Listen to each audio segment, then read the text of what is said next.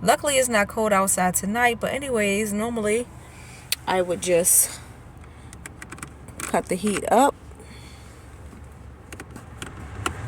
So after I get really hot, I pretty much cut the car off. And I climb on in the back.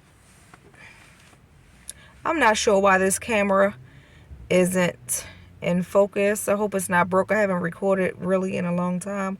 But we're going to see how this video turns out. Hey everybody, welcome back to my channel. Thanks for stopping by and tuning in, and welcome to today's video. It feels so weird to be recording this video right now. It's been a while. I think it's been over a month now since I recorded my last video. So right now I just wanted to do a little video on how I stay warm in the winter sleeping in my SUV, as well as talking about how this is my last night in the SUV. And how did I get here? You know, how am I in this situation? I can't believe I'm sharing this, but I guess I kind of chose this lifestyle. Anyway, so I'm not sure if you can really see too much, but I have a hoodie on underneath of here. I usually, if it's really cold, I'll put my hood on. I have a North Face jacket on over top of my hoodie. I have a heated blanket. I'll show you that in a minute. Let's see. So this is my heated blanket. I'm laying on part of it, and I cover up with the other side. Let's see. This is my Jackery machine, so I can plug it up here.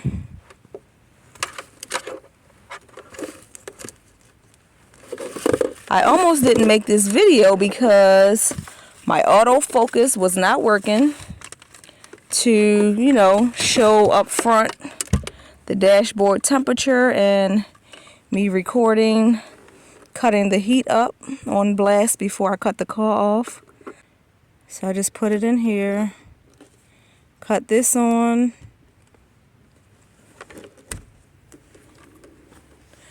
and for some reason it drains my battery, maybe like 10% every hour, so I can only keep it on for a few hours before the battery dies. I try to make sure my phone is charged before I have to cut this machine on.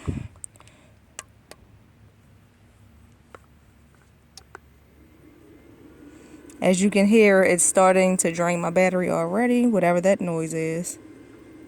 Is it cutting on? Okay.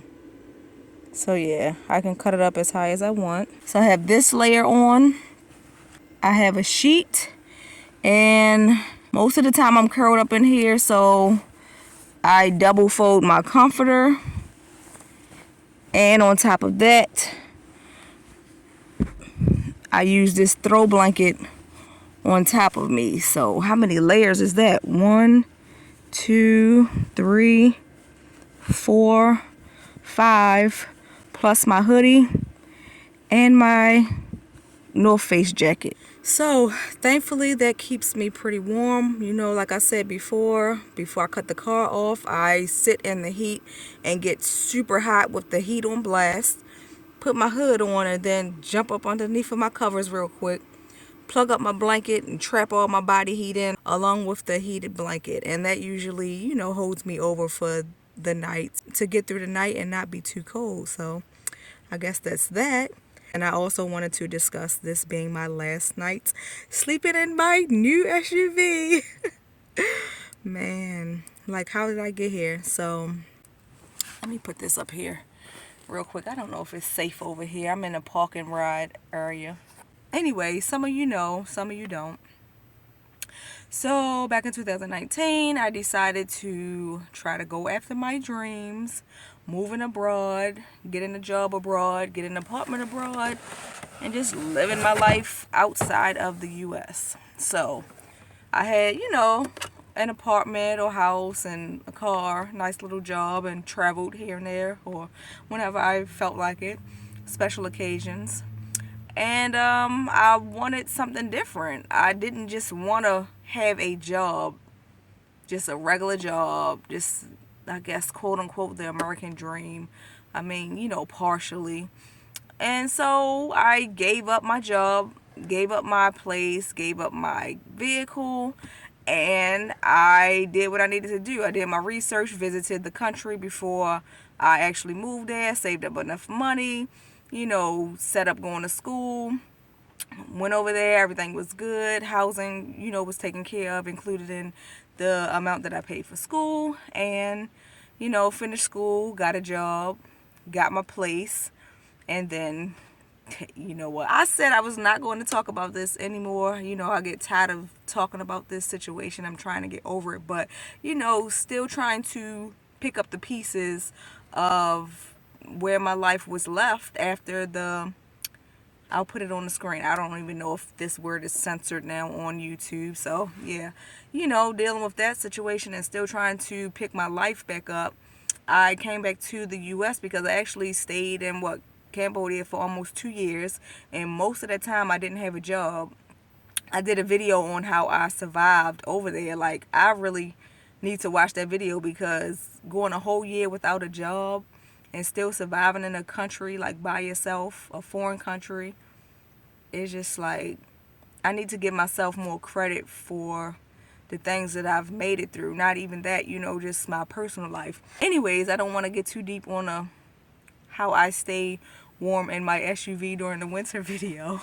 But yeah, so pretty much after the happened, I lost my job. Like, let's see, I started working in February of 2020. Lost my job by mid-April. Found out the same day that I will be losing my apartment in Cambodia because they sold the building to Chinese owners and they wanted everybody out by the end of the month. And by the time I saw that, I only had 2 weeks to move because they posted it on the elevator and never even told us. And I was working from home, up until the point that I lost my job. So when I got back from my job to sign that was my last day of work, I seen it on the elevator. So he was like, if I move out within a week's time, then I would get my full security deposit back the same day that I moved out. So I'm like, hey, I'd rather get my money back as soon as possible and, use that to put towards moving, or finding somewhere else to go. So I moved back to, the hotel that I was staying at, which was right near my job and right near my apartment until I could figure out, what else to do. And I stayed over there for let's see, a whole year and a half, I think. Maybe later, I don't know. I'll put it on the screen once I figure out that, the time and how much longer after I lost my job that I stayed over there. And, I moved 7 hours away to another city, Siem Reap, from Phnom Penh. And I actually got a job, almost a year later. And a month later, I lost my job again because of the same situation. And I had just renewed my visa. So I had about 6 months or 5 months left to, finish my visa. I had already paid for, a couple $100. I don't remember the price. And so I didn't want to waste it, but I didn't have a plan anyway. Like, where would I go? Like, go back to the U.S. and do what? So once my visa was up, I was trying to travel, a little bit. That's just my passion. I'll travel as much as I can. And so the borders got closed when I was trying to leave. I got stuck in Cambodia. I was just losing my mind, mentally breaking down. I felt trapped. Literally, I was. And I had already got a visa for Egypt and couldn't even get out of the country because there was no flights to leave out of the city that I was in anyway. So I had to take a bus 7 hours away to get to another city. Anyway, I say all that to say, I did a little bit of traveling here and there once I was leaving Cambodia. And, I came back to the U.S. just to visit my friends and family and try to come up with a different plan for my life. And, before I even moved to Cambodia, I always wanted to do van life. So I was like, this would be the perfect opportunity, I guess, to come back, maybe get a little job, save up some money, get a van, do van life for a little bit, and then, come up with a different plan for my life. So I got the van and I had issues with it. Like, I got it from a dealership, I guess, who got it from an auction. And looking back, he was like, oh, good luck. I'm like, yeah, looking back, there was no luck. I put more money into my van than I actually paid for it. And it was just like problems after problems. I never could get it to pass inspection. And it was just so many problems. I was tired of spending so much money. And because I drive so much, I kept having to pay for brakes. And I'm really thinking they really overcharged me like $1,000 or $2,200 to fix brakes, rotors, and a caliper. And it was like $1,200 to fix it the next time. Just problem after problem. I got tired of that van. And then one day, like, my tires kept blowing out, kept messing up, you know, me getting money for work. And one day, like, the other tire blew. It was just like coming off the rim. Some of you might have seen that video.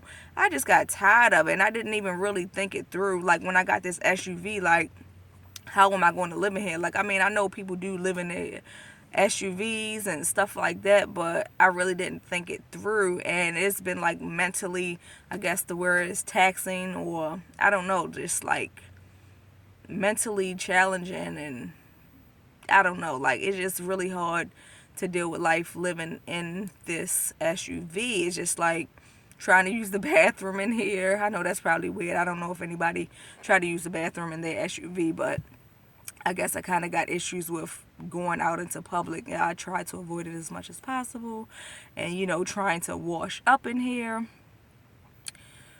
I got all of this stuff in here. Luckily, you can't see it. If you've seen my van, you know I think I have, like, hoarding in my blood, like, on both sides. But anyway, I feel like I'm rambling.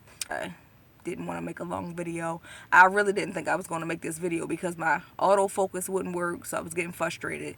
I couldn't find my sheet. I thought I put it back here, so I'm looking all back here for my sheet.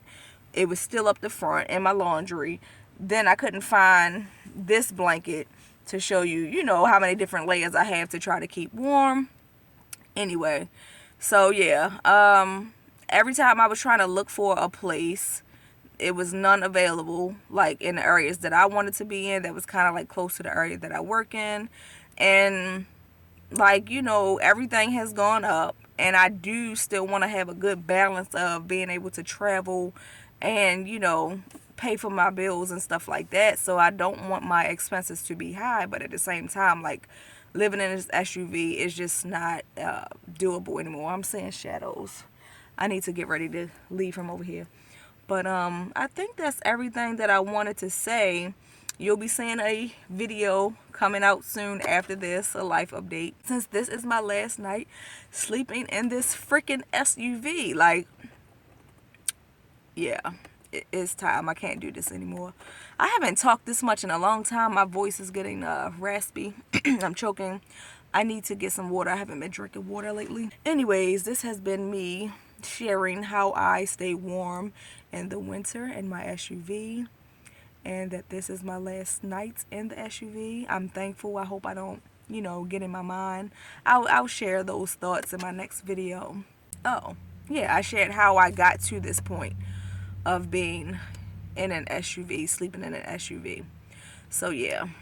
So if anybody has made it this far, you know I always thank you for your support. Don't forget to like, comment, and subscribe if you would like to further support the channel, and I will see you guys in the next one. Bye.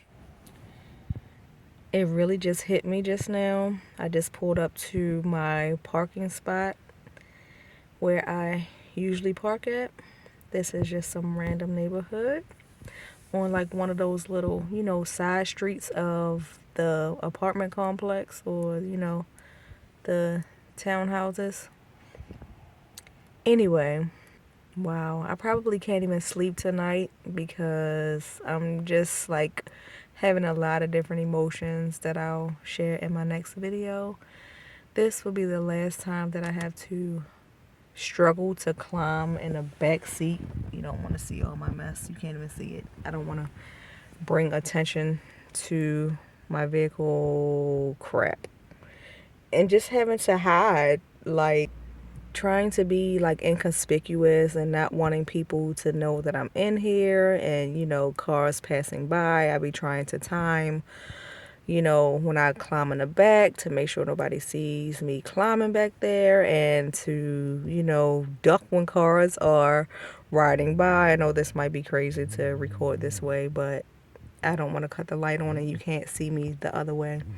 And so I have to put my curtain up, like, hurry up and put it up after the cars go by before anybody else comes by. And wow. I can't wait to write in my journal.